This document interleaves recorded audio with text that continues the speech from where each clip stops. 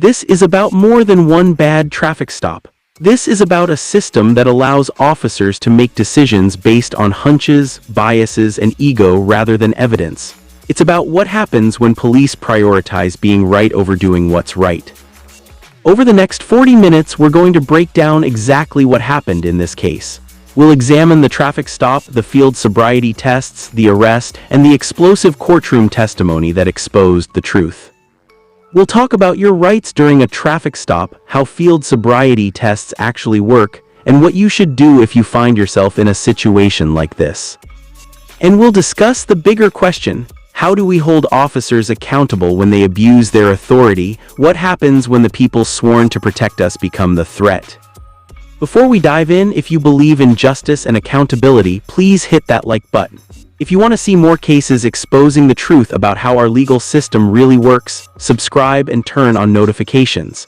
And stay until the end, because we're going to tell you exactly what happened to this officer after this courtroom testimony went viral. Now let's go back to the beginning.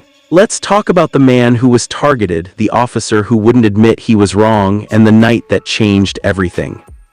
Let's call our driver Mark Symington, a regular guy, mid-30s, working a stable job, living a quiet life. On the evening in question, Mark had been visiting a friend. They'd had dinner, watched some TV, just a normal evening.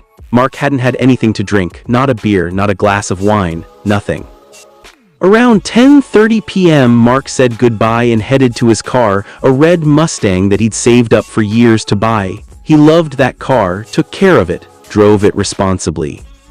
What Mark didn't know was that someone was already watching him.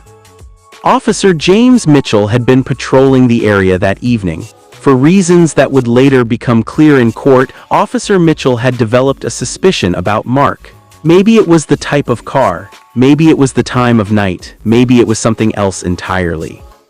But as Mark pulled out of his friend's driveway and started driving home, Officer Mitchell was already following him, at a distance with his headlights off, watching Mark's every move. And then Officer Mitchell did something that would later blow his case wide open. He radioed dispatch. "Dispatch, this is Unit 47, I'm going to follow this Mustang." It appeared to be 2301 driving it. Code 2301, Department Code for Suspected Drunk Driver. Think about what that means. Officer Mitchell hadn't seen Mark swerve, hadn't seen him run a red light, hadn't seen any erratic driving at all. He was simply following Mark, assuming he was drunk, looking for an excuse to pull him over.